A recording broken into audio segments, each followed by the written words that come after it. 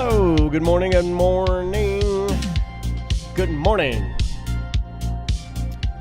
Kita BDM says, good morning from Magic Kingdom. It is hot as balls. Hello, Suzette. Suzette, I have a bone to pick with the colonoscopy people. That's ridiculous. They give all of the morning appointments for the diabetics, but most of the diabetics are people that they did the diabetes. They created their own diabetes. If you created your own diabetes, no morning appointment. I'm sorry. If you made your own, I didn't make my anxiety. I didn't choose to have it. I didn't choose to. So my anxiety is just as detrimental to me as your goddamn eating your donuts every day, right? I'm just saying. Yeah, you're born with it. I'm just saying. If you're born with it, then you get it. If you're born juvenile diabetes, you're born with diabetes, you get the morning appointment.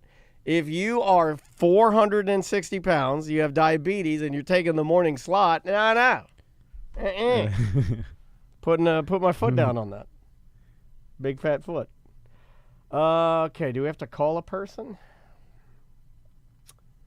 It's Zoom. Are they Zooming us? Yeah. Great. I'm already up. Let me turn this guy on. But good to see you guys. I'll give you all shout-outs here in just a second.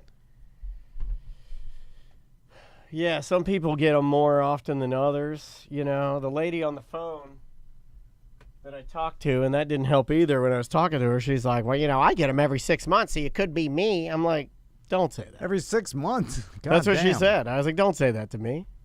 Also, that's like real bad bedside manner. Well, my situation's worse. Like, don't do that. I think that's too much. I think it takes a longer time for a polyp to grow than that. It's like mowing your grass every day. Yeah, they put me at like. I think I'm the last one of the day, which I hate being the last one of the day. You get all the leftovers. That's like you're the last table of the day. You get the fucking hard-ass chicken fingers been sitting in the warming tray all fucking day. Yeah. Those forks have been used. And they want to get out of there fast. They're like, just ram it, down my throat. They're this like, is the warm-up. Yeah. Like, get the fuck out of here. I just want to get it through. They're like, this guy's got tattoos. He's young. I just want to go to Buffalo Wild Wings and yell about these gays chalking the streets. That's all people want to do. They just want to go to Buffalo Wild Wings and yell about the gays chalking the streets. I bet they're going to look at your dick. They're going to be they're going to look at my dick. They're going to look at how small his dick is. Yeah, take a picture of it. What if there's a BDM tech in there? Take a picture of his dick and run it through ChatGPT and say, how disgusting is his dick? And ChatGPT is like, it's pretty disgusting. There's a chance that there's a listener going to be doing this or like somehow like take a picture of my dick. And if you send it to me, free BDM membership. I'll give you I'll make you founder. If you're doing my procedure and you can live stream Daniel's colon. If you live stream my asshole or my cock, I will give you a prize. I'll give you a prize. You'll lose your job, but I'll give you a prize. Yeah. Hell yeah. Let me see if our guy is here. Zooming it up on Zoom. We're on Zoom. Can you not eat anything today? No, liquid diet. This is my lunch. Oh, that's. I'm having a Gatorade mashup. This is lemon lime plus orange. And you know the best thing about this? They're trying to trick us with this. You know what this is? This is citrus cooler. That's all this is. It's delicious. Yeah. But everything is a lie. Everything's a fucking lie. That Cracker Barrel shit, that's a fucking lie. That's brilliant marketing. It's a lie. I think. I don't even think that lady with the glasses, the LGBTQ plus lady with the ginormous glasses that everybody's like, look at her, she looks just like the people. Like, no, she's not even that's an AI picture. Everything's fake. No, she's real. But it would be a brilliant marketing scheme, and we'll talk about this on Friday. But if you're sitting there like, how do we get a ton of free publicity and our logo everywhere? Let's tell people we're going to do a rebrand, and then also start the because well, you could do that. I think it's just litmus testing is what I thought it was. I thought they were just like because I don't necessarily hate. We're not going to ever talk about this, but we'll do it in the warm up. I like the new logo. I didn't love or hate the old man sitting in the rocking chair. I had no opinion of him. It was a busy logo. No one cares in real life, and and you can manipulate the social media yourself. I agree with that. We've seen it been done. Corporations do this where if they want messages out. And think about it. It's not even that much outrage that they got rid of First, he's yellow, by the way. But so I was like, okay, you got rid of the old you're- white man. No, he's Asian if he's yellow. But- I know racist cartoons. It's not even. It's not Oh, even. wait, no, he's Simpsons. It's not even a thing anybody cares about. So they could start the stuff to create the uproar just to get, and then go back. You can also see where it goes. What if people liked it? Because in another, there is a timeline somewhere out there where we like the thing, and then they're like, oh, okay, let's just go with that one. Yeah, it's fail-safe. But it's also like, remember when they released the Bobo Sonic the Hedgehog, and it was an uproar? He had human teeth. Yeah, and everybody's like, oh, they created this buzz about it, and then they're like, okay, we'll change it. We listened to you. It didn't even matter. They're never were gonna do it. It made you look like a hero. Too, yeah. And so now they're keeping it. They're like, we're gonna keep the old man. They didn't have to do shit. But like a small amount of, I'm sure you have to pay a bot farm to release the messages that you want to the controversy. That's a big nothing anyway. I mean, like, you got $100 million worth of marketing from it, and then what did it cost you? A couple million, maybe. You redo one store. Shit, it all could be fucking digital anyway. People always say things like they lost $200 million that day, and I was like, yeah, but it's all. They're manipulating it. It'll come out in the wash. Like, what will it knee-jerk rip to when they change it? And then this weekend they have the biggest weekend sales of Cracker Barrel they've ever had. Yeah, because people are like, oh, they're keeping it or whatever the fuck. Yeah. And also, did they lose $200 million? Do you know that for sure? Correct. Yeah. Yeah, or is that just another story that you're just like, how much research? It's all on the surface. No one actually is like verifying if any of this shit's true. No one even cares. And that's the thing too. Is like all this stuff, no one even cares. I don't have her guy. Okay, let me text him. Yeah, just hit him with the text. It is right on time. Yeah,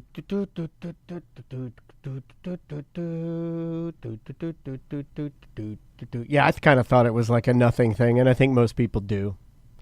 And if you're listening to this and you did as well, then congratulations. You're a regular, normal person. Well, yeah. No one in real life, I always tell myself, is anybody around me actually care about any of this? And then ask yourself that.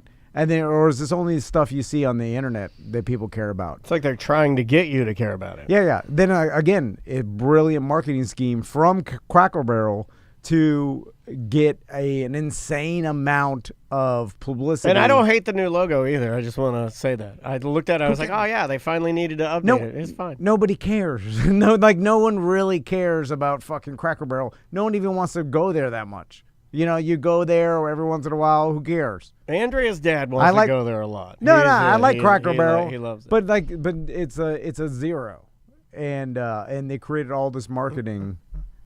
It's fucking brilliant, and some marketing professor should do a whole fucking. I wonder if it can blow up in your face in some way. Like, that's what makes it kind of fun, though. It's like, what's the risk in doing that? The risk is you get a bunch of people who are like, oh, they're going woke or whatever. Well, but also you need a sacrificial lamb, because that lady will be, nobody really knows who she is, but if you're in on the end, then she's your lamb, right? Yeah. You got to have somebody that came in and threw their newfangled big city ideas on things. But even that whole thing, it doesn't even matter. You know what I'm saying? Like, and people they'll still go to Cracker Barrel. No one's boycotting anything. No one cares. Nothing even changed. They didn't. All this was just a fucking marketing thing. Well, people say a lot of things, but do they do it? Keyed Up BDM says people aren't woke about the use of cracker. Yeah, but I don't think it's the cracker in the terms that you think it is, Keyed Up. I think it's a cracker would have been a person that cracked a whip. I don't necessarily think it was a meaning like a white person. I don't think Cracker Barrel's ever been to mean like a white. No. That's If funny. that's what you thought, then that's awesome. Yeah. But that's not. It's like an old term, whatever. I don't know what the hell. Now, why. I did think it was that when I was a young boy. When I found out about Cracker Barrel, I was like, oh my God, they got a white restaurant. I did think that. And until somebody explained to me that it's just like a dumb old man. Yeah. Do I have him? I don't think I do. Oh, did I send him the wrong?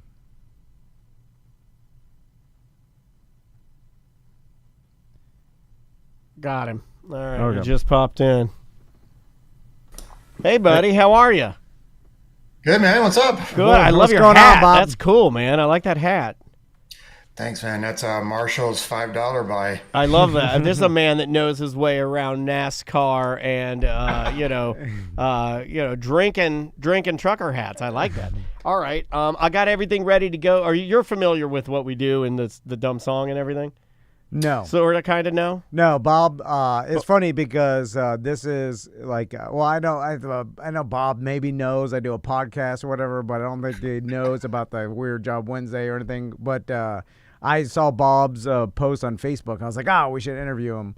But old friend of mine from Miami. I love it. And I've seen the show before, but yeah, you guys could just walk me through it. Okay, yeah. You're going to hear like a little song that basically makes fun of our listeners because I refer to people that work any job during this segment as a big fat slob. And I apologize because you're not that, but it's just kind of, it's morphed. We've done this for 10 years now. As it's morphed from Weird Job Wednesday basically into like, hey, here's another big fat slob and here's their job. So you're going to hear what I designed this morning using AI and some online little tricks. I designed a New York City hardcore song, so it's going to be real heavy. Okay, so right, cool. cool. All right, that's basically it. Okay, Mr. Van, would you like to start? Sure. Here we go. In 3, 2. Welcome to A Corporate Time with Tom and Dan. I'm Tom. I am Dan. We are live on Twitch and YouTube. Come hang out. Come see the stream. Come participate. Come talk in the chat room. We'd love to have you. It's YouTube/@Tom and Dan Live. We've got a Tom and Dan straw beach hat on tomanddan.com if you want that, a sun shirt, some new merch. So check that out at tomanddan.com. And our free beer fest and Sofa and Suds Sanford couch racing is coming up November 22nd and 23rd. So, yeah, if you've never been to Sanford, which, I mean, how could you say that? But you've never been to our events, our free beer fest and our sofa races. They are the two most unique events. I think it's the only free beer fest in the history of beer fests. And as far as I know, maybe one of 6 different couch races. I think it's the best. Yeah. It's the Talladega of couch races. That's what I would say. Let's do some Weird Job. All right. I invented a new song for you today using AI. That's why I say invented and not like written. But I did write all of the lyrics. I went for a New York City hardcore kind of a style. Think like... think of like a Madball? Madball, yeah. Okay. Madball would be a good one. Think of like, I'm trying to think of other bands, like Biohazard back in the day. Face to face? Yeah, okay, here we go. Let's do it. Unshaven, overweight, long-haired, dumb slobs. Slobs! Slobs! Slobs!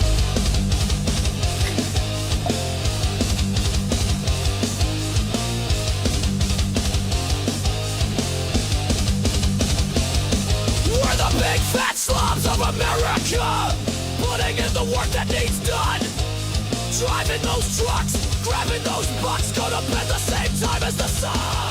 The only difference between you and me is that I am a hideous big fat slob, and I'll still be here working fat slob until we finish the job.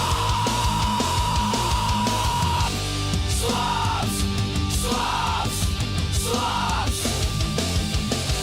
slobs, slobs, slobs.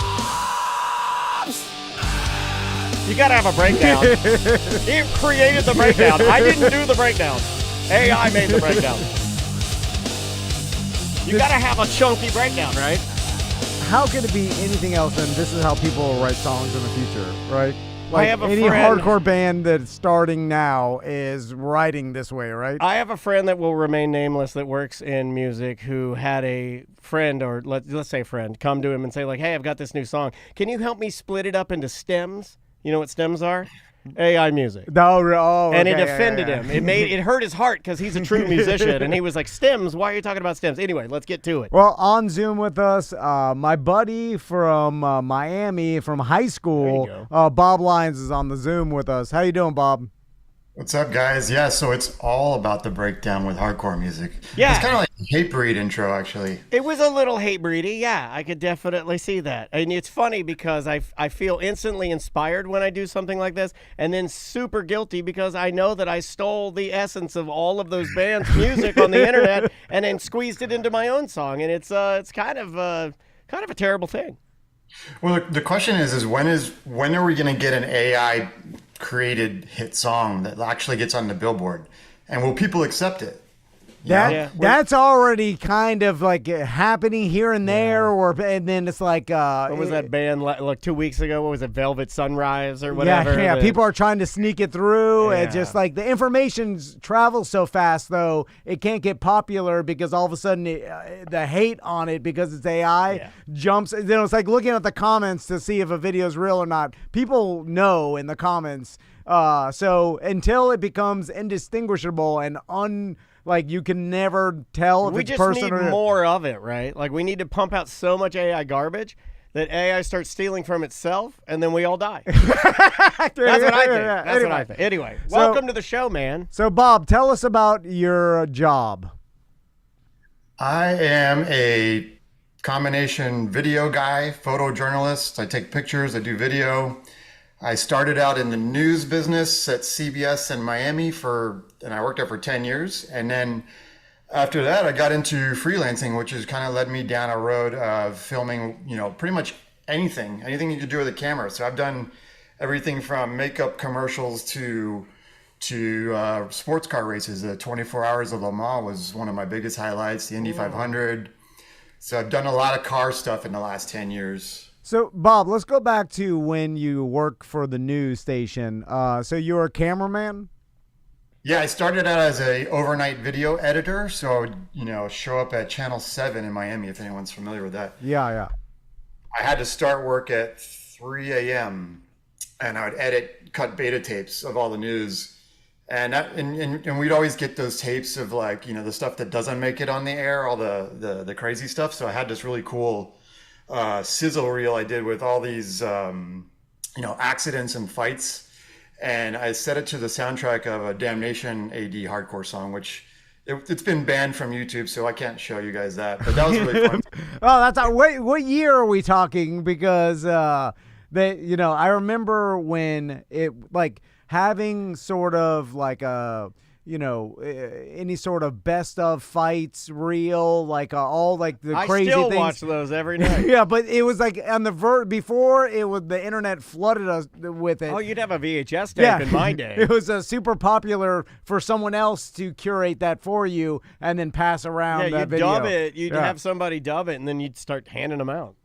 Yeah, this was 1997, so basically the reel would only be seen by people that came to my house. Yeah. And man, it's crazy. It's so funny, like thinking about how you'd have to travel somewhere far away and be on premises to edit something. When thinking about it now is like, I'm not gonna go. I'll just do it from home. I like it when the director or the producer of the film has to get a courier to carry the tape in a messenger bag. I like old school Pony Express style. He's like navigating through the streets of New York City. So Bob, when you worked for the news station, you just worked your way up as a camera guy, right? Yeah, starting as an editor, I realized, the camera guys were getting all the, they're all the respected people at the station. They're having a blast. So I just started asking around the older guys that were there, long before me to show me how to do the camera. And I would shadow them and go out in the live truck to the news scenes on my own time. So I'd do my regular job of editing. And then after work, spend, 6 hours with these guys learning. And these were some of the best guys in the business, so I got some good training with them. And eventually, I worked my way into the photography roster, and it was a lot of fun. So they call it a photojournalist, and I was the breaking news camera guy. So I'd be the guy, when you see these reporters out in the wind and rain of hurricanes, holding on for dear life. I'm the guy shooting that at this time. Oh wow. Or house fires, robberies, carjackings. I would go to all those kinds of things. So, Bob, I'm curious, like back when you were a camera person, and You you're, can say cameraman. This is a safe space. This is a safe space. You can say well, that. I wanted to say Yeah, you can say it. I'll say only man. Look at my beard. You're allowed to say it around here. I have a hillbilly beard. Back when you were a cameraman, Yeah. and then when you were filming reporters out in hurricanes, at that time, were they like had the trend? I mean, I know it's always kind of happened, but to exaggerate how bad it was, like because you know how that became a trope in society, like where you see the camera. Find a piece of trash that's blowing down the road. Yeah, or the reporter standing in the only puddle that is within 100 yards. Yeah, like we've all seen the guy in the canoe go behind him. Were you doing that back in the day? I knew that lady too. Yeah, it's true. Like if say I got to work at 2:30 and there was a big flood on South Beach, hey, we're gonna go over there and shoot the flooding, and you'd get there and it had already dissipated. So we picked the biggest puddle to put the reporter in, and there would literally be nothing around except for that one small puddle.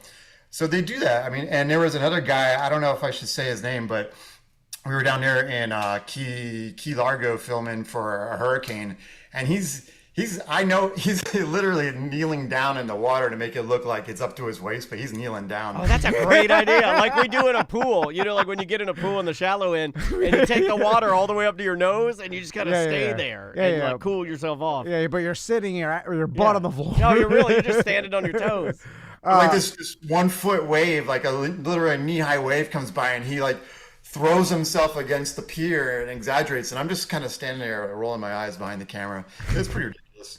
So, Bob, I read the article that you posted on Facebook, and you kind of discussed about working for the news, and you got burned out because if it bleeds, it leads. And I know Daniel's wife, Speaking of lady camera people, worked for the news online, and she kind of felt that same burnout with constantly being inundated with horrible stories. He'll understand. Watch his face. So my wife was like an online reporter and in charge of writing all of the stories for Kaylee and Casey Anthony. Mm-hmm. So it was all just infant death for like 2.5 years, and she's like, I don't think I want to do this anymore. It's really sad. Yeah, I mean, that's the reason why I got out of it, because, you know, when I first started shooting for CBS, we did a lot of cool investigative reporting and entertainment, but then it kind of morphed into, the bleeds that leads kind of stories. And I mean, some of the stories that stick out to me are like, oh man, we pulled our news truck up to this house where there was a cockfighting ring in the Redlands down like in Homestead area. And it was 5 minutes before we were going live to report on this. It was a murder-suicide at a cockfighting ring house on this farm ranch. And we're sitting there, and I got my camera set up on the tripod, and we got the signal tuned in. And then 2 minutes before we're going live, this truck pulls up with these two guys, and they're like, hey, what's going on? What's going on? And my reporter says to them, yeah, there was a murder-suicide. And then they said, they asked for the name, and we confirmed who it was. And these poor guys, I mean, they just started screaming and hitting the steering wheel and going, no, no, no. And then they just took off. And now we're like about to go live on air. And me and my reporter, Evan Bacon, we're like looking at each other like, holy shit, what just went down? Okay, 3, 2, 1, go. And then he's telling the story. Yeah. And we like literally told these people that their best friend's family member had, killed themselves. So things like that, I mean, are just going to like drowning, and then they turn the body over, and the guy's been laying in the lake for so long that his arms are stiff. So you see this body being towed by a police boat across the lake, and it's just these two arms like frozen straight up in the air. Whoa. Oh man. Oh yeah, man. So really, because he had been laying, down in the water for so long. When he turned him over, his arms were like sticking up like that. So my camera angle was just seeing those two arms going across the surface. And that never even hit the airwaves because it's too gory. So but just being I'd watch the news if they played that stuff. Well, just being exposed to that every day, it's like hard to go home and get rid of and just enjoy yourself. You're just like that. Image is haunting you. You're just like, man, this is.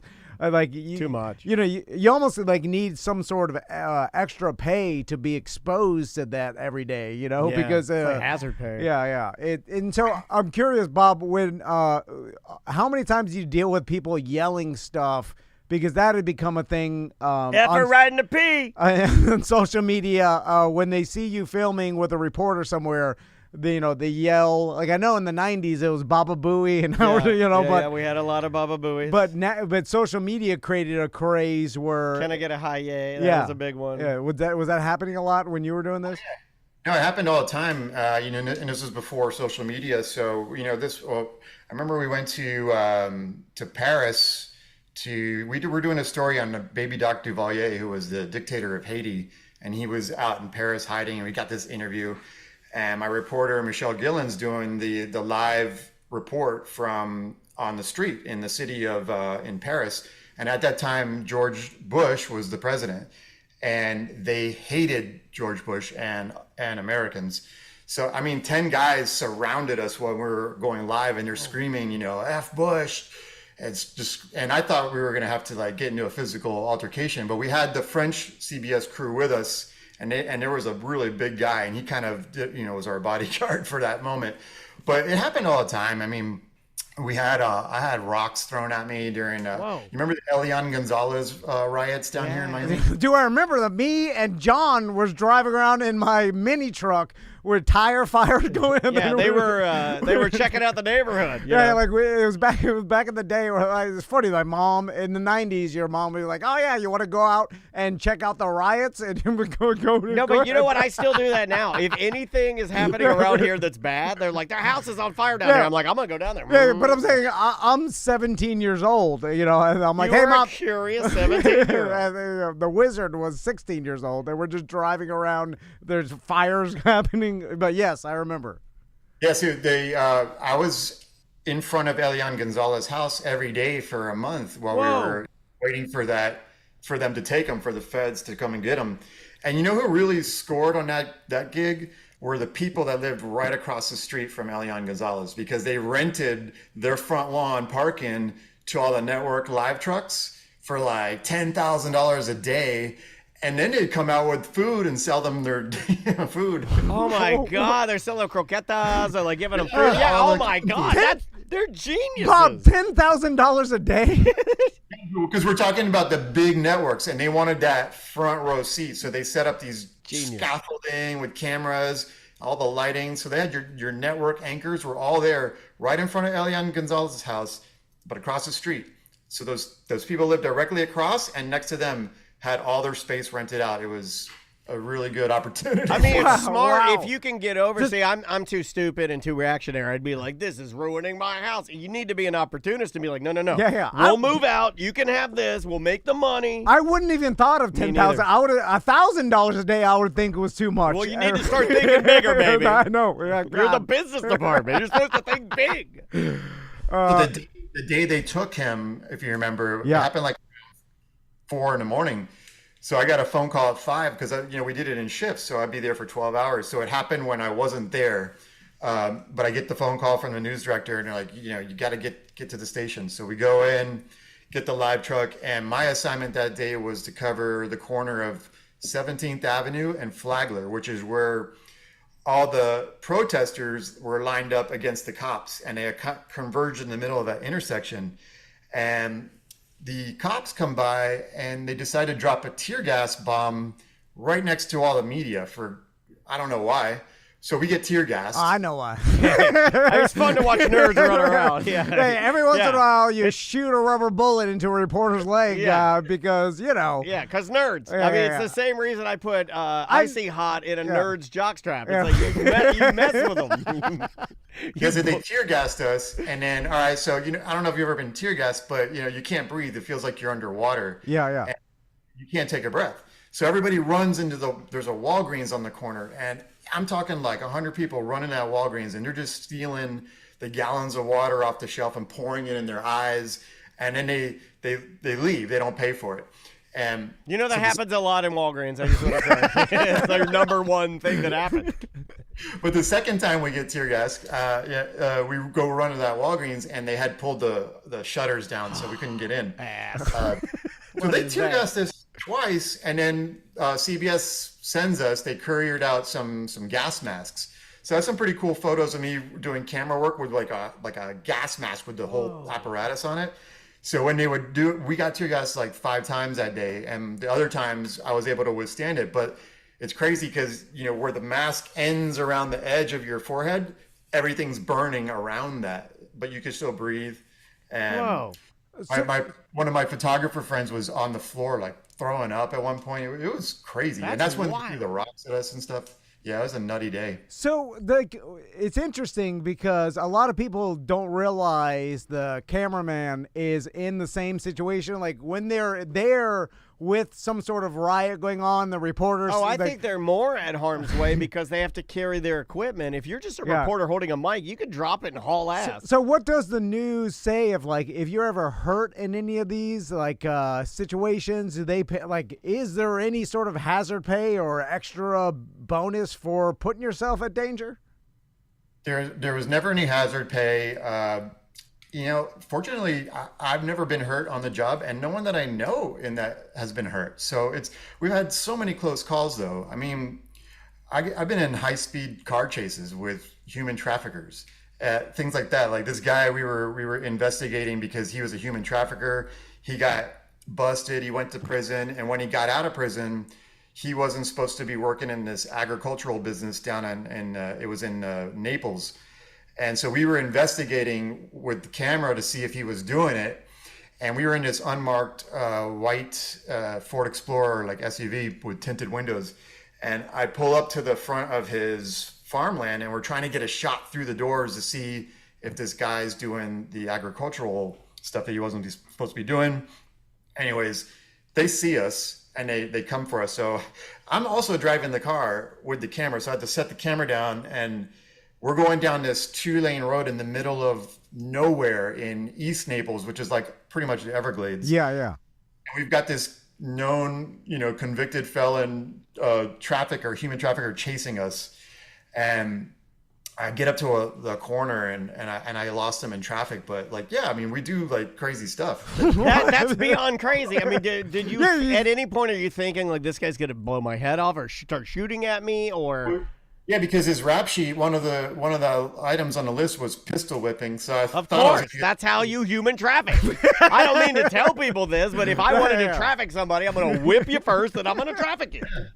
I don't want to get pistol whipped today. Yeah, that's crazy. That's nuts, man. And so and then back then the cameras were they bigger because they were way heavier and stuff. Yeah, we had a 25-pound, it was called a DVC Pro camera by Panasonic. It was after the beta cameras. Those were even bigger. But it's 25 pounds on one shoulder, and you're running with it all the time. I actually got a herniated disc from it. Jeez. And almost had to have surgery on my neck. But I didn't do surgery, so don't ever do back surgery if you can get out of it, because I'm fine now. But they were going to do this weird surgery where they go through the front of your neck and move your esophagus over and take the disc out and replace it with a metal cage, they called it. Yeah. Crystal's dad had that done. I remember people that have had that done. Yeah, the surgery's it's for your spine, but it goes through your throat in the front. It's weird. No, thank you. Yeah. So you wouldn't be able to look up and down. So I actually was signed up for that surgery, and then on the Sunday night before it, I just said, I'm not doing it. And luckily I didn't do it. I got a second opinion. I did physical therapy and I was fine. And I've never had the problem again. That's what I'm doing with my colonoscopy. I'm supposed to have it tomorrow. I'm going to have time. I'm fine. I'm canceling it. Just look back there, man. Yeah. I'll get a flashlight. This camera right here is a decent camera. Put it in, we'll see. I go an inch. I go 2 inches. So for all those crazy stories, we did such cool work too. We did on the entertainment side, I got to meet the band Kiss. Whoa. And filmed their last concert with the 4 original members. That was in 2000. And we had a whole backstage, because my reporter, her name was Michelle Gillen, was personal friends with Paul Stanley's wife. So we were backstage hanging out with Paul Stanley, sitting at a table with him, just the 4 of us, chatting, and I didn't know what to do with myself because I grew up on Kiss and loved them so much. I was definitely like fanboying out, asking him who his influences were like an idiot. But that was so much fun. But there was a moment on that backstage where Peter Criss, the drummer of Kiss, handed Gene Simmons a handwritten note. And Gene reads it, and I'm filming this. He reads it and he crumbles it up. His face turns red. He throws the note in the garbage and walks away. And then I'm following with the camera. And I think like later, I'm like, man, I should have gone back and pulled that note out of the garbage because who knows what it said. And that would have been like something that could be in the Rock and Roll Hall of Fame or whatnot, because it was like the final breakup of the band. But I didn't get the paper. But they did sing Happy Birthday to me on that trip because it was my birthday. So Gene Simmons sang Happy Birthday to me on camera. But he called me Robin instead of Robert. So. Well, Gene's not a detail guy. He's a big picture guy. Gene's not a detail guy. He's like larger than life. Robert, it's fine. So, Bob, final question about the news. Did you ever encounter a reporter that froze? Or the Tossum Tursum? Or had a Tossum Tursum or that kind of thing? That poor woman. And what are you trained to do? Can you help them at all? Like, you know what I would do is I would just go back and forth with the camera really fast, like zoom in, because people would laugh. Yeah. No, I do know one. I wasn't the cameraman on this one, but she was a good friend, so we were talking about it. And what happened was she froze. She forgot what she was going to say. So she just started mouthing words, but not speaking, so to make it sound like her microphone got cut. Brilliant. It obviously wasn't, because you could still hear the ambient noise. So you're just looking at her and she's like moving her mouth. That's brilliant, though. That's really smart. Man, that's quick thinking. That is a ninja level lady. Like, that is fast. I want her in my foxhole when we need a plan. And she's like, just mouth your word. But it's a horrible plan. Well, I think my daughter is 17 and she's does a lot of online courses and things with school, and she says that the kids they glitch out when they don't know, they just start glitching. Yeah, that is true. Eye contact all time low. So Bob, when you how'd you get out in the news business, and tell us about the show you produced that kind of broke yourself out of the news? Well, on that last year when I was working in the news business, they were just kind of hammering on us. Like I would have an assignment due Friday or Monday, and the reporter would take all week to do it, and then say, hey, you're coming in on Saturday, we're going to work till 3 a.m. to finish a story. And finally I said, I'm kind of over all this, and if you guys make me come in on Saturday, I'm going to resign, because I'd already kind of thought about getting out of there. And they called my bluff. They said, hey, well, you're coming in. So I went in, and then I resigned on Monday. I said, I'm getting out of here. And this was when my kid was just born. So I kind of went out into the freelance world with no prospects lined up. And we wanted to produce, me and my friend he's a reggae DJ. You might have heard of him, Lanso from Culture Shock. Oh, yeah. So me and Lance were big surfers down here in South Beach, and we had this idea to go around the Caribbean filming a TV show about surfing and reggae music and the culture of the islands. So we basically self-funded it and made this show. We would spend like a week somewhere, come back and make an episode, and then we got a deal with Fox Sports, which was called Sun Sports back then, in Florida. And we did about 10 episodes of a show called Island Hoppers. And that was pretty awesome year, like just traveling the Caribbean and filming surf and listening to music. But that wasn't sustainable because getting sponsorship and all that, it's really difficult. And I'm not a salesman. I'm more the, behind the scenes artist guy. Yeah. So that fizzled out after a year. We're actually trying to get it started again. But that's another story. But then I just started doing word of mouth gigs. I didn't really advertise, and I got myself involved with the Tequila Patron motorsport team on the American Le Mans series. And I did one shoot with them, and they liked my work, so they kept bringing me back, and that ended up being a 10-year career. So all race cars from there on out. Do you find that in the high-end videography world that, because I think I see it as like an amateur, like, you know, we do podcasting, but I'm an amateur video editor. Yeah. But when I look at big companies, especially like tequila brands, and they're like, it seems like those are the guys that really reach out for the really artistic, beautiful, like, Yeah, it seems super like, talented like cameramen. Red Bull. Yeah. I think Red Bull does it. There Yeah. are a few, but All the racing teams. But why is that? Why do you feel like they respect the art form more? Because like Modelo did this whole thing. I remember back in the day where they went around and they'd find interesting people. But I always thought the footage of what they were filming was always like way best of the best, higher yeah. quality than, let's just say, like a Burger King ad or something, you know? Well, yeah, I mean, if you're a premium tequila company and you're a $1 billion company, you got to get the best, you know, marketing materials that are available. And I mean, at that time, I wouldn't say we were the best. I think I got lucky. You know, we were on this 4-man crew. We had an editor, me as video, we had a still photographer, and a producer. But then the guy that was kind of the owner of that production company lost the gig at some point. Due to politics, and then they called me directly, and I went back to them as like their sole person. I did all the other people's jobs too, and mine, because I could do my own audio and lighting and producing. So I ended up going back to Patron as my client, and it was awesome. And we did 2 years on the WEC tour, which is the World Endurance Championship, which goes all around the world. So I had this rare opportunity to go to like Shanghai, China. Wow, man. And Bahrain in the Middle East, which was just wild. Like you could see Saudi Arabia across the water.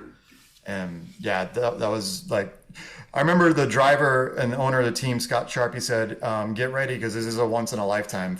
And it really was. Like we did 2 years of it, but I haven't really been able to get back on that kind of circuit. Culturally, are there things when you're entering a place that, you know, like you're naming some places that not a lot of people have access to?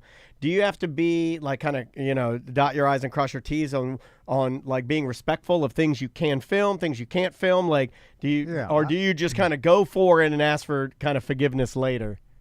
Well, I mean, most of the filming happens at the racetrack, so Sure. That's all good. Yeah. When I'm in the towns, it's different. Yeah. Like, so I didn't do much filming in like Shanghai or in the town or in Bahrain, but there are some cool stories about Bahrain because that country is it's pretty easy for Americans to go there. It's very safe, but there is a small percentage of the separatists that live there. And they had some kind of conflict back in 2014 or so.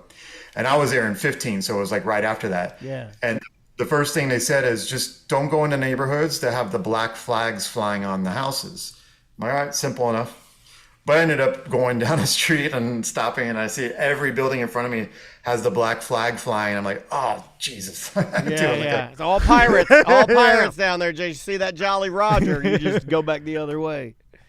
But, you know, the seeing the different cultures is awesome. I mean, the craziest one is going from Shanghai, China over to Japan because the cultures are opposite of each other.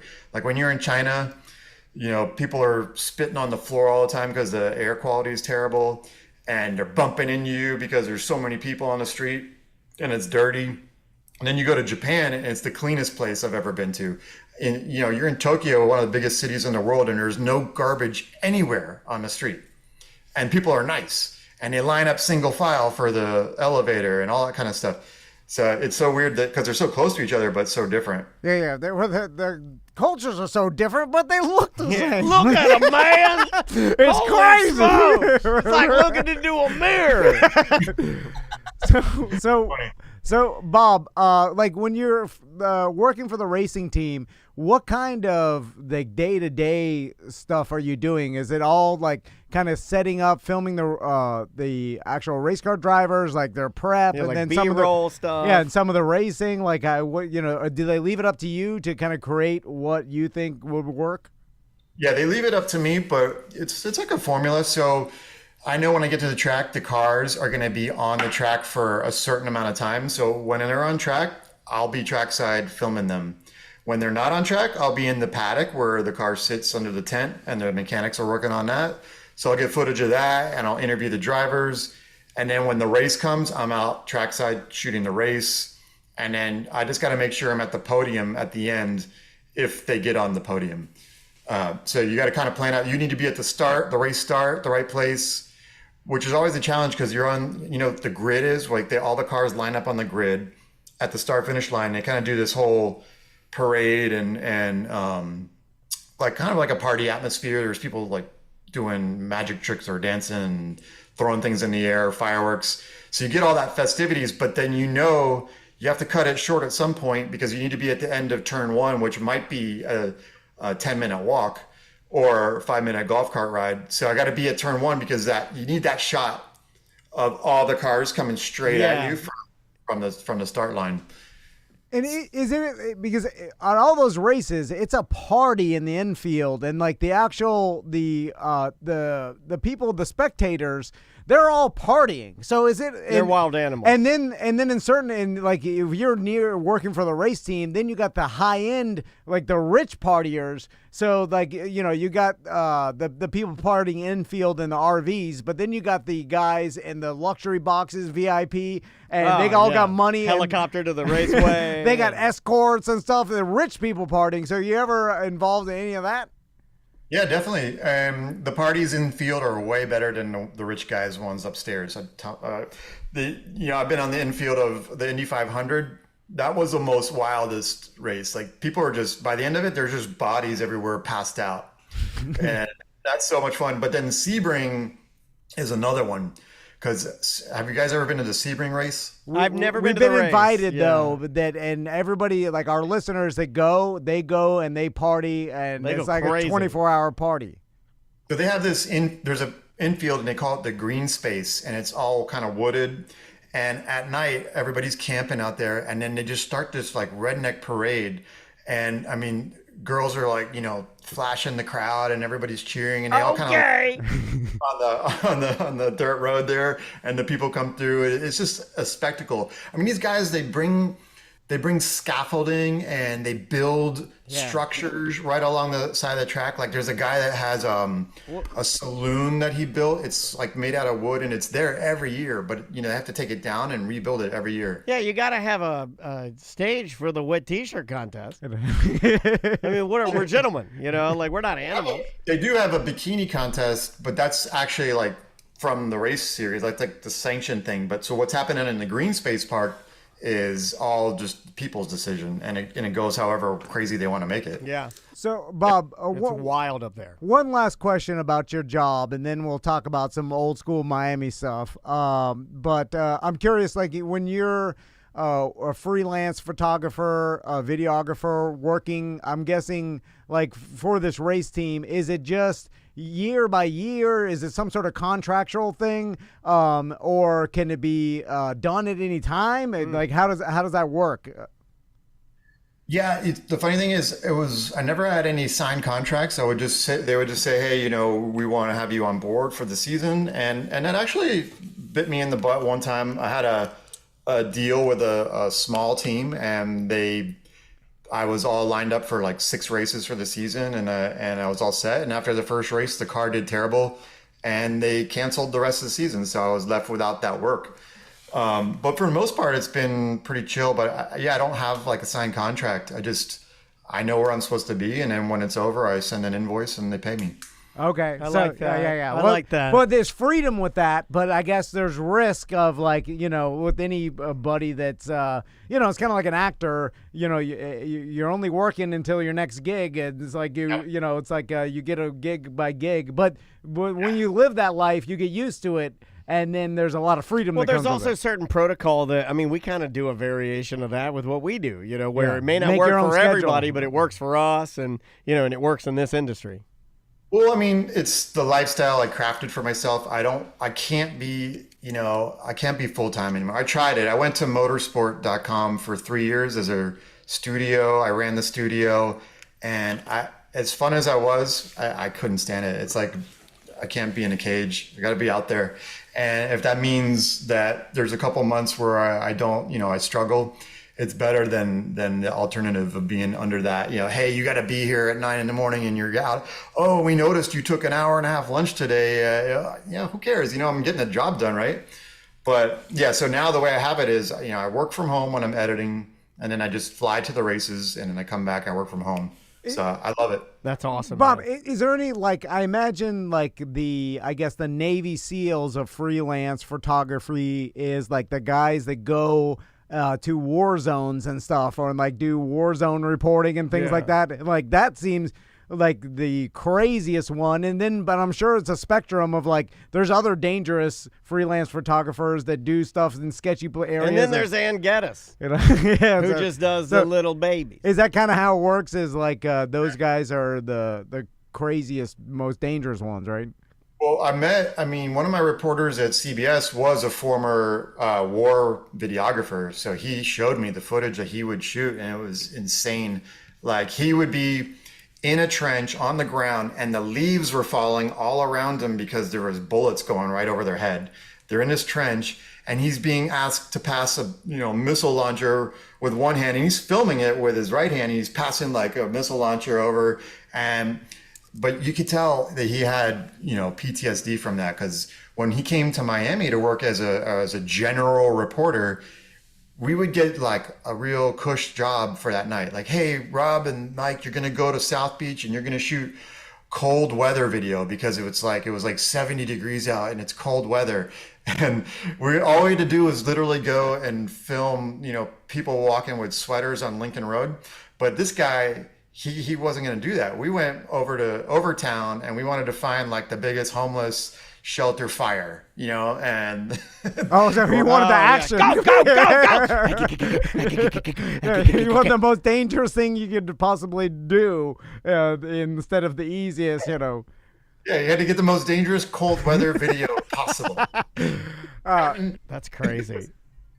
So, but yeah, it was crazy. It was fun. That guy was awesome. I don't know where he is these days. So, Bob, what's crazy to me is that it's I haven't seen Bob in a while, and going back to how I met Bob, I was Bob's daughter's age when I met him for the first time, I think, in high school. And Bob was he was older than us. Like, he likes to do this to older people. He likes to point it out. I'm older than Tom. He likes to point out how much older other people are than him. In high school, 5 years makes a huge difference. Like, you're a sophomore, and then the person is 2 years after they graduated. The seniors and the people that have left. Yeah. And Bob was always the older, cool guy that had his, like he had a job and his life. Some high school kid. Like, he was friends with Logic Man just Andy. Off the rip, he seems very intelligent. I could just tell. Yeah, you could just, the guy carries himself. Yeah, but very nice to meet you. But then Bob, then when we come back to party down in Miami from college, like, Bob saw the beginnings of the Drunky the Bear. Like, me and Andy. What'd you think of that, Bob? Did you think it would become the phenomenon that it is? Well, can I tell any story? Yeah. We're wide open. I knew it was going to be a hit when you guys peed on that drunk guy on my front lawn. Yeah, that was the one. Everybody knew. Yeah. I'm waiting for that guy to track me down and kill me, by the way. It'd be a great horror movie. Anything. I mean, you remember that night, right? Yeah. No, I remember. I was jumping off the roof through Bob's outdoor furniture. It was rough. Like, we were all. Why are you destroying Bob's furniture? This is a nice man. This is a nice man with a family. Photos of him flying through the air and landing in my tree. But yeah, so I had this really cool house back then and we had a big Florida room in the back with a pool table. And this guy that lived across the street he wasn't one of our friends. He just lived there, and he would come over and he passed out in the recliner with like a bottle. And the next thing you know, he's laying in my front lawn next to a pile of throw up. And these guys come up with the bug spray repellent and a lighter, and they're just like doing flamethrower shots right over his Burn head. His mustache off. Burn his pubes off. Flame his pubes off. Flame that dumb man's pubes off. I'm going to be a hit. I'm Drunky the Bear. But this guy is completely out, and then somebody peed on him. You're a bully. You flamed his mustache off, and then you peed his mustache off. No, he was old. Like, we were in college, and this guy was like a correctional officer. They're like, get him. He's cop adjacent. Pee on him. No, it was like he was late 20s or something. I don't know. Anyway, it's a different time. He was a big dude too. That's awesome. That is so hilarious. But Bob, thanks for taking the time to talk to us. It was good talking to you. And it was good to hear from you, man. We need to next time I'm in Miami, we need to get together and hang out. Cool. Yeah. give me a call. He doesn't will. mean that. You know that. And you know that. All right, Yeah. dude. See ya. Hey, thanks so much, man. Good talking to you. All right, guys. Take care. Have a good one. Cheers. That is Tom's buddy Bob. You know what's funny is He's that, cool, dude. Yeah, he is super That guy's cool. great. Super nice. His wife is best friends with Turkey Leg's wife and Alex Viva's wife. Okay. And then also my buddy Mark, his wife. They were all friends, and they all end up marrying friends of our friends. It's like the friend family tree is all commingled. Like Melrose Place. Very 90210-ish. Yeah, so that, it's like a lot of people, my friends, their wives were also either in our friends group or adjacent. So it was all I think that's normally how it works out. incestual, yeah. Unless they move away, right? Yeah. And I think I've been studying this because, like, the phenomenon of your Miami friends, I think, has a lot to do with you living in a city. Okay. Because I came from such a small town that Then the you took off. destination was always to get out. Yeah. And so everybody scattered in all different directions. There was no such thing as, like, You going never up- wanted to stay. Yeah, there was never anything like that. Although, which is really weird. I don't know if that has everything to do with it, but I think it might have a little something to do with it.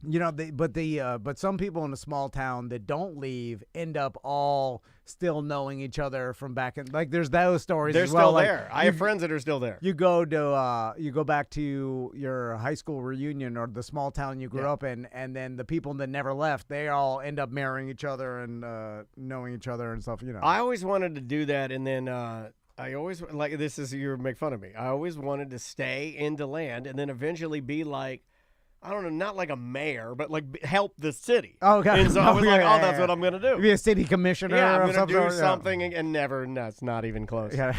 Do way more harm than Have good. you seen politics? They stink. I don't want to have anything. I want nothing to do with it. Nothing to do with it. All right. All right. Well, we will see you tomorrow. Awesome. That was great. He was funny. Where's that go? That's Wednesday, tonight's. 1 and 2. Are we doing anything before lunch?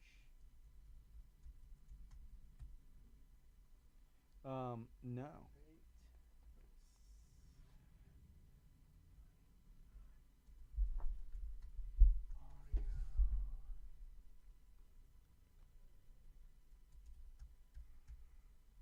I'm so fucking hungry already.